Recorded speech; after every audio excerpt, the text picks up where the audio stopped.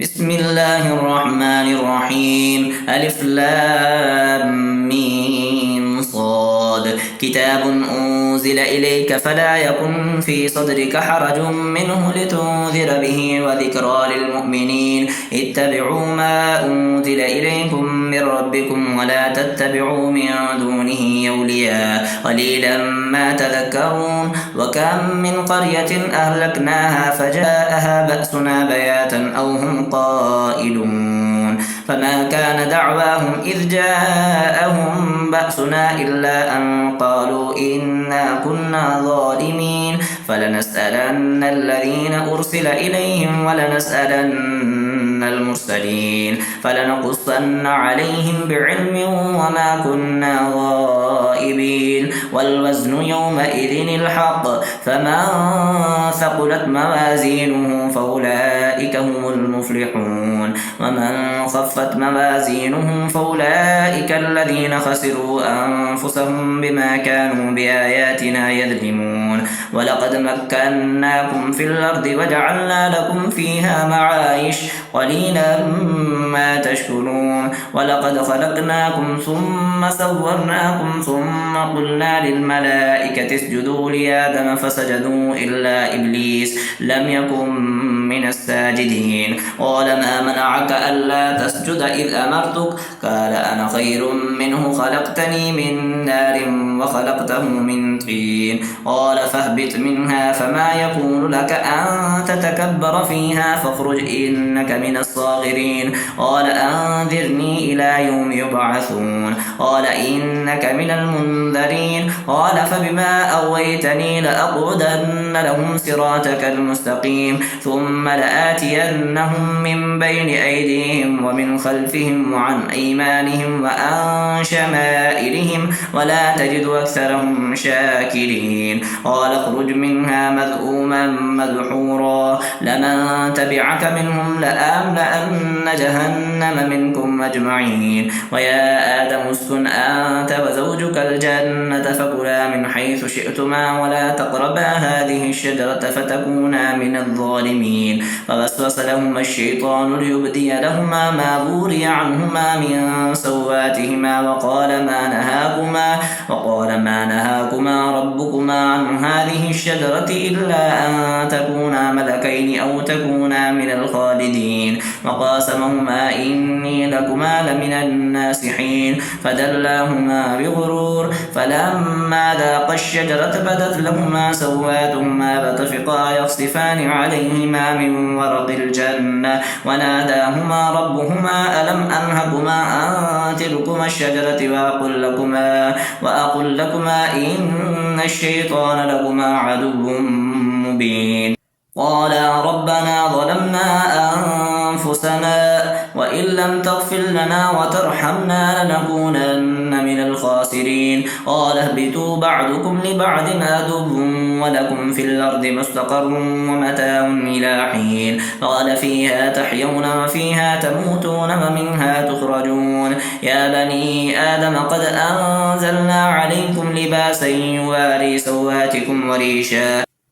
ولباس التقوى ذلك خير ذلك من آيات الله لعلهم يذكرون يا بني آدم لا يفتننكم الشيطان كما أخرج أبويكم من الجنة ينزع عنهما لباسهما ليريهما سواتهما إنه يراكم هو وقبيله من حيث لا ترونهم إنا جعلنا الشياطين أولياء للذين لا يؤمنون وإذا فعلوا فاحشة قالوا وجدنا عليها آباءنا والله أمرنا بها قل إن الله لا يأمر بالفحشاء أتقولون على الله ما لا تعلمون قل أمر ربي بالقسط وأقيموا وجوهكم عند كل مسجد وادعوه مخلصين له الدين كما بدأكم تعودون فريقا هدى وفريقا حق عليهم الضلالة إنهم اتخذوا الشياطين أولياء من دون الله ويحسبون أنهم مهتدون يا بني آدم خذوا زينتكم عند كل مسجد وكلوا واشربوا ولا تسرفوا إنه لا يحب المسرفين. قل من حرم زينة الله التي أخرج لعباده والطيبات من الرزق قل هي للذين آمنوا في الحياة الدنيا خالصة يوم القيامة كذلك نفصل الآيات لقوم يعلمون. قل إنما حرم ربي الفواحش ما ظهر منها وما بطن والإثم والبغي بغير الحق وأن تشركوا بالله ما لم ينزل به سلطانا وأن تقولوا على الله ما لا تعلمون. ولكل أمة أجل فإذا جاء أجلهم لا يستخرون ساعة ولا يستقدمون. يا بني آدم إما يأتينكم رسل منكم يقصون عليكم آياتي فمن اتقى وأصلح فلا خوف عليهم ولا هم يحزنون. والذين كذبوا بآياتنا واستكبروا عنها أولئك أصحاب النار هم فيها خالدون. فمن أظلم ممن افترى على الله كذبا أو كذب بآياته أولئك ينالهم نصيبهم من الكتاب حتى إذا جاءتهم رسلنا يتوفونهم قالوا أين ما كنتم تدعون من دون الله قالوا ضلوا عنا وشهدوا على أنفسهم أنهم كانوا كافرين. قال ادخلوا في أمم قد خلت من قبلكم من الجن والإنس في النار كلما دخلت أمة لعنت أختها حتى إذا اداركوا فيها جميعا قالت أخراهم لأولاهم ربنا هؤلاء أضلونا فآتهم عذابا ضعفا من النار قال لكل ضعف ولكن لا تعلمون. وقالت أولاهم لأخراهم فما كان لكم علينا من فضل فذوقوا العذاب بما كنتم تكسبون. إن الذين كذبوا بآياتنا واستكبروا عنها لا تفتح لهم أبواب السماء ولا يدخلون الجنة حتى يلج الجمل في سم الخياط وكذلك نجزي المجرمين. لهم من جهنم مهاد ومن فوقهم غواش وكذلك نجزي الظالمين. والذين آمنوا وعملوا الصالحات لا نكلف نفسا إلا وسعها أولئك أصحاب الجنة هم فيها خالدون. ونزعنا ما في صدورهم من غل تجري من تحتهم الأنهار وقالوا الحمد لله الذي هدانا لهذا وما كنا لنهتدي لولا أن هدانا الله لقد جاءت رسل ربنا بالحق ونودوا أن تلكم الجنة أورثتموها بما كنتم تعملون. ونادى أصحاب الجنة أصحاب النار أن قد وجدنا ما وعدنا ربنا حقا فهل وجدتم ما وعد ربكم حقا قالوا نعم فأذن مؤذن بينهم اللعنة الله على الظالمين الذين يصدون عن سبيل الله ويبغونها عوجا وهم بالآخرة كافرون. وبينهما حجاب وعلى الأعراف رجال يعرفون كلا بسيماهم ونادوا أصحاب الجنة أن سلام عليكم لم يدخلوها وهم يطمعون. وإذا صرفت أبصارهم تلقاء أصحاب النار قالوا ربنا لا تجعلنا مع القوم الظالمين. ونادى أصحاب الأعراف رجالا يعرفونهم بسيماهم قالوا ما أغنى عنكم جمعكم وما كنتم تستكبرون هؤلاء الذين أقسمتم لا ينالهم الله برحمة ادخلوا الجنة لا خوف عليكم ولا أنتم تحزنون. ونادى أصحاب النار أصحاب الجنة أن أفيدوا علينا من الماء أو مما رزقكم الله قالوا إن الله حرمهما على الكافرين الذين اتخذوا دينهم لهوا ولعبا وغرتهم الحياة الدنيا فاليوم ننساهم كما نسوا لقاء يومهم هذا وما كانوا بآياتنا يجحدون. ولقد جئناهم بكتاب فصلناه على علم هدى ورحمة لقوم يؤمنون هل ينظرون إلا تأويله يوم يأتي تأويله يقول الذين نسوه من قبل قد جاءت رسل ربنا بالحق فهل لنا من شفعاء فيشفعوا لنا أو نرد فنعمل غير الذي كنا نعمل قد خسروا أنفسهم وضل عنهم ما كانوا يفترون إن ربكم الله الذي خلق السماوات والأرض في 6 أيام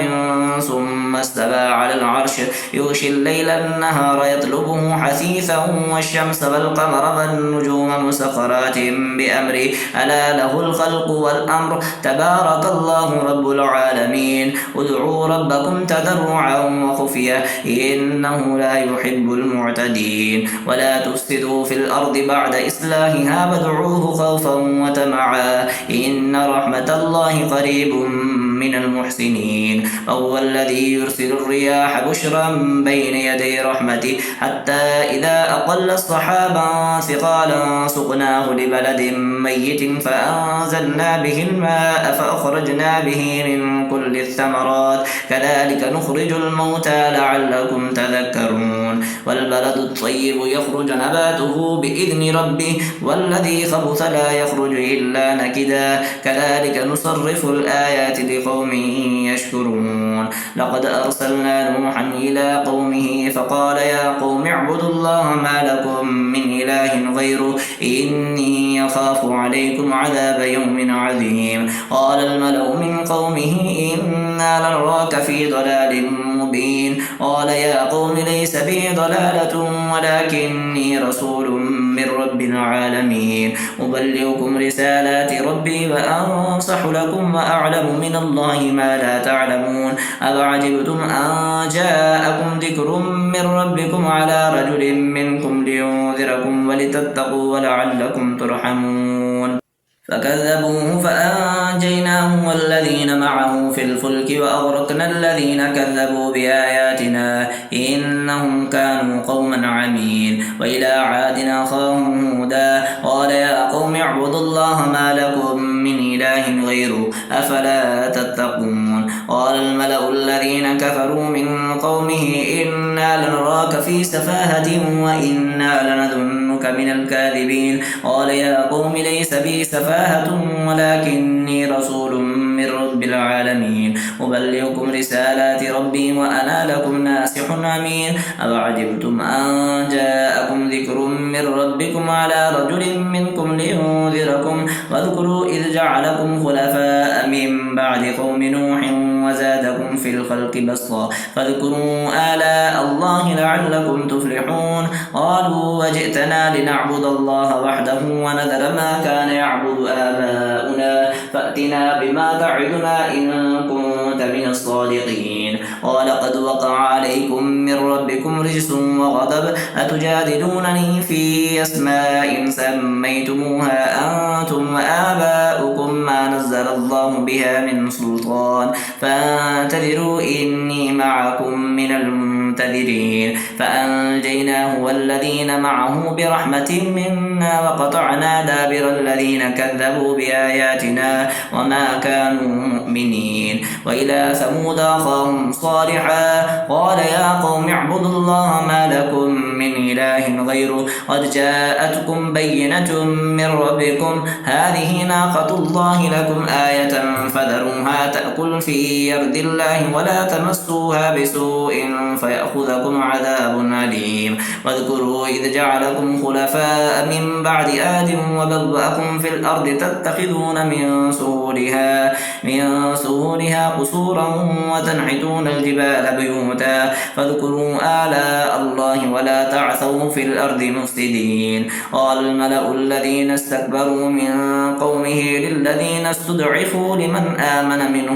لمن آمن منهم أتعلمون أن صالحا مرسل من ربي قالوا إنا بما أرسل به مؤمنون قال الذين استكبروا إنا بالذي آمنتم به كافرون فأقروا الناقة فعتوا عن أمر ربهم وقالوا يا صالح ائتنا بما تعدنا إن كنت من المرسلين فأخذتهم الرجفة فأصبحوا في دارهم جاثمين فتولى عنهم وقال يا قوم لقد أبلغتكم رسالات ربي ونصحت لكم ولكن لا تحبون الناصحين ولوطا إذ قال لقومه أتأتون الفاحشة ما سبقكم بها من أحد من العالمين إنكم لتأتون الرجال شهوة من دون النساء بل أنتم قوم مسرفون وما كان جواب قومه إلا أن قالوا أخرجوهم من قريتكم إنهم ناس يتطهرون فأنجيناه وأهله إلا امرأته كانت من الغابرين وأمطرنا عليهم مطرا فانظر كيف كان عاقبة المجرمين وإلى مدين أخاهم شعيبا قال يا قوم اعبدوا الله ما لكم من إله غيره قد جاءتكم بينة من ربكم فأوفوا الكيل والميزان ولا تبخسوا الناس أشياءهم ولا تفسدوا في الأرض بعد إصلاحها ذلكم خير لكم إن كنتم مؤمنين ولا تقعدوا بكل صراط توعدون وتصدون عن سبيل الله من آمن به وتبغونها عوجا واذكروا إذ كنتم قليلا فكثركم وانظروا كيف كان عاقبة المفسدين وإن كان طائفة منكم آمنوا بالذي أرسلت به وطائفة لم يؤمنوا فاصبروا حتى يحكم الله بيننا وهو خير الحاكمين قال الملأ الذين استكبروا من قومه لنخرجنك يا شعيب والذين آمنوا معك من قريتنا أو لتعودن في ملتنا قال أولو كنا كارهين قد افترينا على الله كذبا إن عدنا في ملتكم بعد إذ نجانا الله منها وما يكون لنا أن نعود فيها إلا أن يشاء الله ربنا وسع ربنا كل شيء علما على الله توكلنا ربنا افتح بيننا وبين قومنا بالحق وأنت خير الفاتحين وقال الملأ الذين كفروا من قومه لئن اتبعتم شعيبا إنكم إذا لخاسرون فأخذتهم الرجفة فأصبحوا في دارهم جاثمين الذين كذبوا شعيبا كأن لم يغنوا فيها الذين كذبوا شعيبا كانوا هم الخاسرين فتولى عنهم وقال يا قوم لقد أبلغتكم رسالات ربي ونصحت لكم فكيف آسى على قوم كافرين وما أرسلنا في قرية من نبي إلا أخذنا أهلها بالبأساء والضراء لعلهم يضرعون ثم بدلنا مكان السيئة الحسنة حتى أفوا وقالوا قد مس آباءنا الضراء والسراء فأخذناهم بغتة وهم لا يشعرون ولو أن أهل القرى آمنوا واتقوا لفتحنا عليهم بركات من السماء والأرض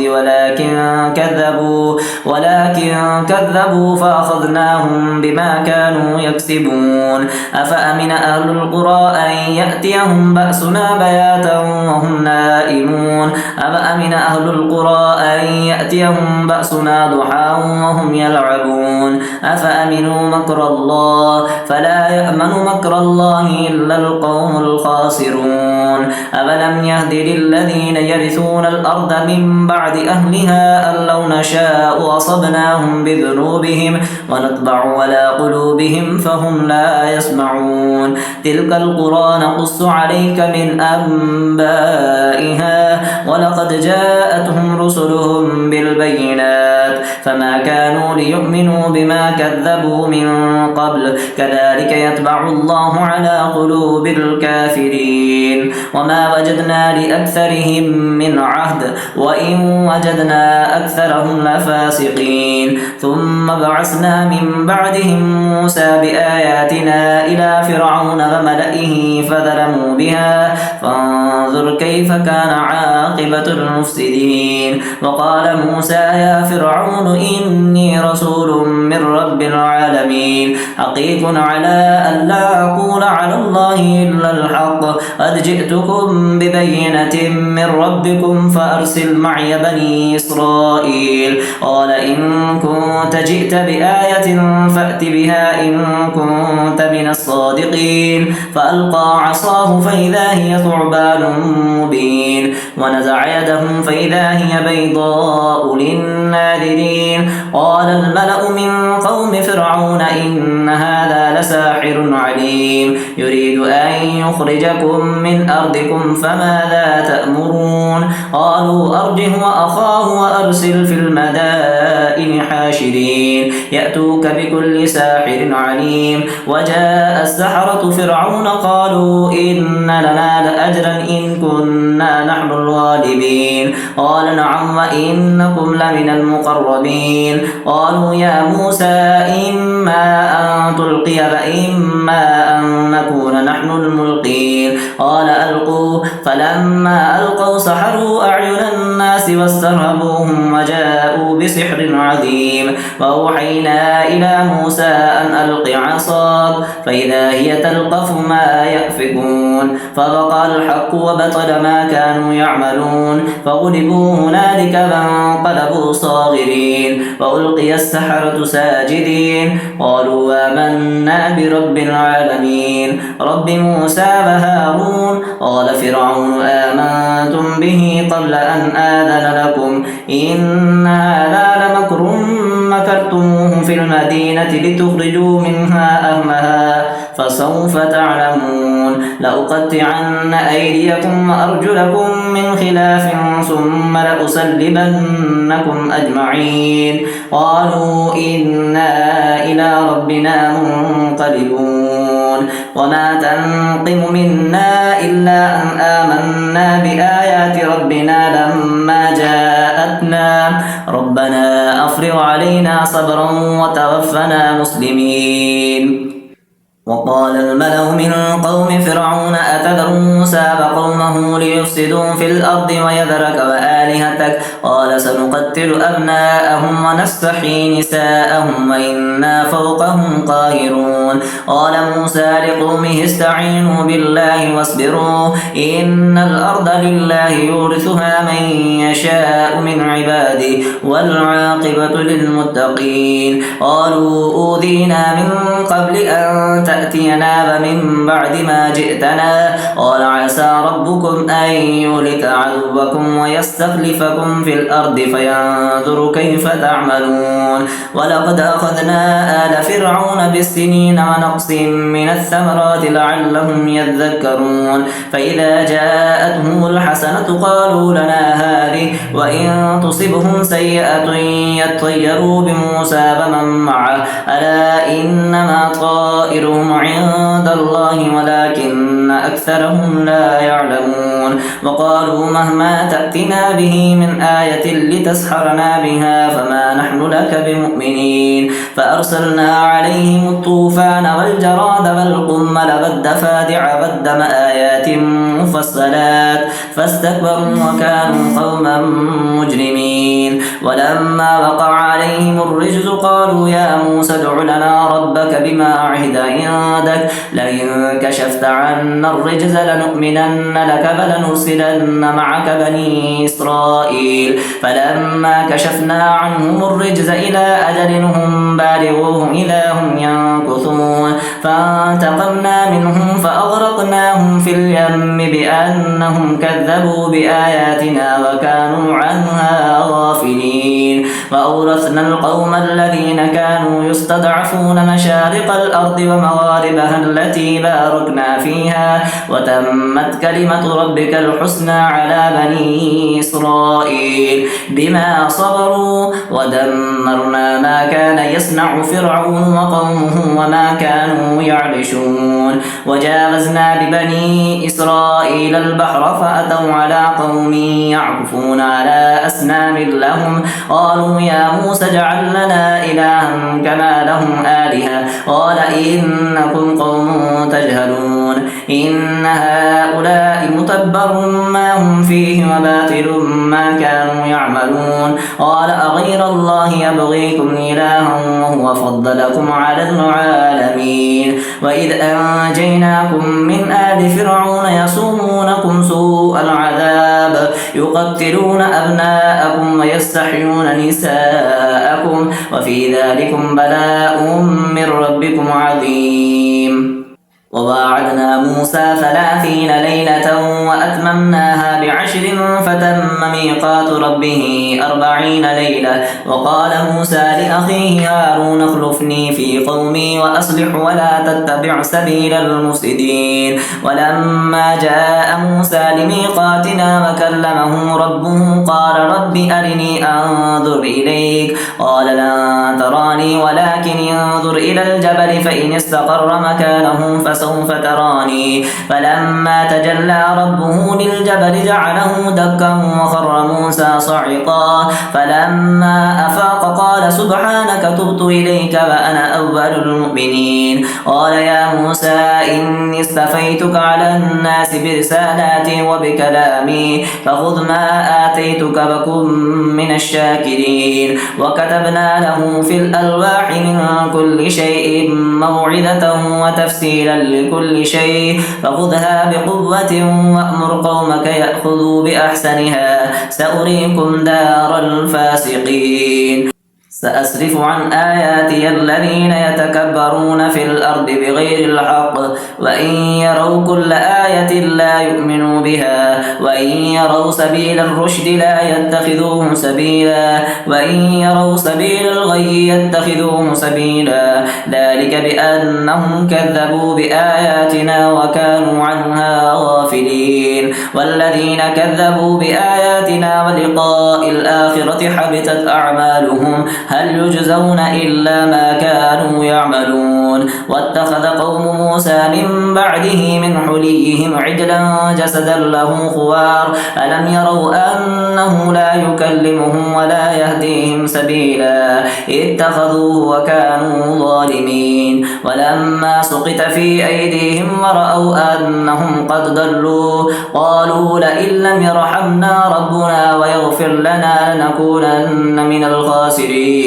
ولما رجع موسى إلى قومه غضبان أسفا قال بئس ما خلفتموني من بعدي أعجلتم أمر ربكم وألقى الألواح وأخذ برأس أخيه يجره إليه قال ابن أم إن القوم استضعفوني وكادوا يقتلونني فلا تشمت بي الأعداء ولا تجعلني مع القوم الظالمين قال رب اغفر لي ولأخي وأدخلنا في رحمتك وأنت أرحم الراحمين إن الذين اتخذوا العجل سينالهم غضب من ربهم وذلة في الحياة الدنيا وكذلك نجزي المفترين والذين عملوا السيئات ثم تابوا من بعدها وآمنوا إن ربك من بعدها لغفور رحيم ولما سكت عن موسى الغضب أخذ الألواح وفي نسختها هدى ورحمة للذين هم لربهم يرهبون واختار موسى قومه 70 رجلا لميقاتنا فلما أخذتهم الرجفة قال رب لو شئت أهلكتهم من قبل وإياي أتهلكنا بما فعل السفهاء منا إن هي إلا فتنتك تضل بها من تشاء وتهدي من تشاء أنت ولينا فاغفر لنا وارحمنا وأنت خير الغافرين واكتب لنا في هذه الدنيا حسنة وفي الآخرة إنا هدنا إليك قال عذابي أصيب به من أشاء ورحمتي وسعت كل شيء فسأكتبها للذين يتقون ويؤتون الزكاة والذين هم بآياتنا يؤمنون الذين يتبعون الرسول النبي الأمي الذي يجدونه مكتوبا عندهم في التوراة والإنجيل يأمرهم بالمعروف وينهاهم وينهاهم عن المنكر ويحل لهم الطيبات ويحرم عليهم الخبائث ويدع عنهم إصرهم والأغلال التي كانت عليهم فالذين آمنوا به وعزروه ونصروه واتبعوا النور الذي أنزل معه أولئك هم المفلحون. قل يا أيها الناس إني رسول الله إليكم جميعا الذي له ملك السماوات والأرض لا إله إلا هو يحيي ويميت فآمنوا بالله ورسوله النبي الأمي الذي يؤمن بالله وكلماته واتبعوه لعلكم تهتدون. ومن قوم موسى أمة يهدون بالحق وبه يعدلون وقطعناهم 12 أسباطا أمما وأوحينا إلى موسى إذ استسقاه قومه أن اضرب بعصاك الحجر فانبجست منه 12 عينا قد علم كل أناس مشربهم وذللنا عليهم الغمام وأنزلنا عليهم المن والسلوى كلوا من طيبات ما رزقناكم وما ظلمونا ولكن كانوا أنفسهم يظلمون. وإذ قيل لهم اسكنوا هذه القرية فكلوا منها حيث شئتم وقولوا حطة وادخلوا الباب سجدا نغفر لكم خطيئاتكم سنزيد المحسنين. فبدل الذين ظلموا منهم قولا غير الذي قيل لهم فأرسلنا عليهم رجزا من السماء بما كانوا يظلمون. واسألهم عن القرية التي كانت حاضرة البحر إذ يعدون في السبت إذ تأتيهم حيتانهم يوم سبتهم شرعا ويوم لا يسبتون لا تأتيهم كذلك نبلوهم بما كانوا يفسقون. وإذ قالت أمة منهم لم تعظون قوما الله مهلكهم أو معذبهم عذابا شديدا قالوا معذرة إلى ربكم ولعلهم يتقون. فلما نسوا ما ذكروا به أنجينا الذين ينهون عن السوء وأخذنا الذين ظلموا بعذاب بئيس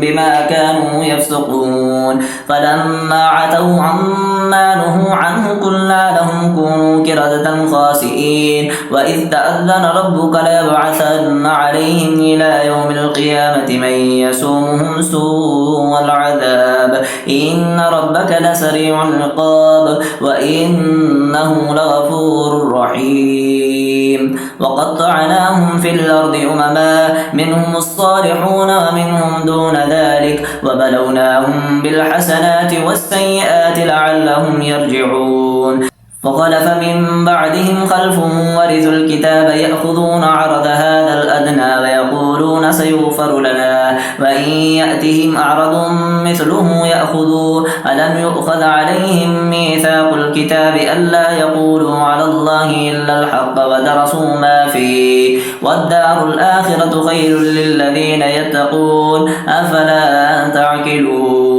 والذين يمسكون بالكتاب وأقاموا الصلاة إنا لا نضيع أجر المصلحين. وإذ نتقنا الجبل فوقهم كأنه ظلة وظنوا أنه واقع بهم خذوا ما آتيناكم بقوة واذكروا ما فيه لعلكم تتقون. وإذ أخذ ربك من بني آدم من ظهورهم ذريتهم وشهدهم على أنفسهم ألست بربكم قالوا بلى شهدنا أن تقولوا يوم القيامة إنا كنا عن هذا غافلين أو تقولوا إنما أشرك آباؤنا من قبل وكنا ذرية من بعدهم أفتهلكنا بما فعل المبتلون. وكذلك نفصل الآيات ولعلهم يرجعون. واتل عليهم نبأ الذي آتيناه آياتنا فانسلخ منها فأتبعه الشيطان فكان من الغابين ولو شئنا لرفعناه بها ولكنه أخلد إلى الأرض واتبع هواه فمثله مثله كمثل الكلب إن تحمل عليه يلهث أو تتركه يلهث ذلك مثل القوم الذين كذبوا بآياتنا فاقصص القصص لعلهم يتفكرون ساء مثلان القوم الذين كذبوا بآياتنا وأنفسهم كانوا يظلمون من يهد الله فهو المهتدي ومن يضلل فأولئك هم الخاسرون ولقد ذرأنا لجهنم كثيرا من الجن والإنس لهم قلوب لا يفقهون بها ولهم أعين لا يبصرون بها ولهم آذان لا يسمعون بها أولئك كالأنعام بل هم أضل أولئك هم الغافلون ولله الأسماء الحسنى فادعوه بها وذروا الذين يلحدون في أسمائه سيجزون ما كانوا يعملون وممن خلقنا أمة يهدون بالحق وبه يعدلون والذين كذبوا بآياتنا سنستدرجهم من حيث لا يعلمون وأملي لهم إن كيدي متين أولم يتفكروا ما بصاحبهم من جنة إن هو إلا نذير مبين أفلم ينظروا في ملكوت السماوات والأرض وما خلق الله من شيء وأن عسى أن يكون قد اقترب أجلهم فبأي حديث بعده يؤمنون من يضلل الله فلا هادي له ويذرهم في طغيانهم يعمهون يسألونك عن الساعة أيان مرساها قل إنما علمها عند ربي لا يجليها لوقتها إلا هو ثقلت في السماوات والأرض لا تأتيكم إلا بغتة يسألونك كأنك حفي عنها قل إنما علمها عند الله ولكن أكثر الناس لا يعلمون قل لا أملك لنفسي نفعا ولا ضرا إلا ما شاء الله ولو كنت أعلم الغيب لاستكثرت من الخير وما مسني السوء إن أنا إلا نذير وبشير لقوم يؤمنون والذي خلقكم من نفس واحدة وجعل منها زوجها ليسكن إليها فلما تغشاها حملت حملا خفيفا فمرت به فلما أثقلت دعوا الله ربهما لئن آتيتنا صالحا لنكونن من الشاكرين فلما آتاهما صالحا جعلا له شركاء فيما آتاهما فتعالى الله عما يشركون أيشركون ما لا يخلق شيئا وهم يخلقون ولا يستطيعون لهم نصرا ولا أنفسهم ينصرون وإن تدعوهم إلى الهدى لا يتبعوكم سواء عليكم أدعوتموهم أم أنتم صامتون إن الذين تدعون من دون الله عباد أمثالكم فادعوهم فليستجيبوا لكم إن كنتم صادقين ألهم أرجل يمشون بها أم لهم أيدي يبتشون بها أم لهم أعين يبصرون بها أم لهم آذان يسمعون بها قل ادعوا شركاءكم ثم كيدون فلا تنذرون إن ولي الله الذي نزل الكتاب هو يتولى الصالحين والذين تدعون من دونه لا يستطيعون نصركم ولا أنفسهم ينصرون وإن تدعوهم إلى الهدى لا يسمعوا وتراهم ينظرون إليك وهم لا يبصرون خذ العفو وأمر بالعرف وأعرض عن الجاهلين وإما ينزغنك من الشيطان نزغ فاستعذ بالله إنه سميع عليم إن الذين اتقوا إذا مسهم طائف من الشيطان تذكروا فإذا هم مبصرون وإخوانهم يمدونهم في الغي ثم لا يقصرون وإذا لم تأتهم بآية قالوا لولا اجتبيتها قل إنما أتبع ما يوحى إلي من ربي هذا بصائر من ربي ربكم وهدى ورحمة لقوم يؤمنون وإذا قرئ القرآن فاستمعوا له وأنصتوا لعلكم ترحمون واذكر ربك في نفسك تضرعا وخيفة ودون الجهر من القول بالغدو والآصال ولا تكن من الغافلين إن الذين عند ربك لا يستكبرون عن عبادته ويسبحونه وله يسجدون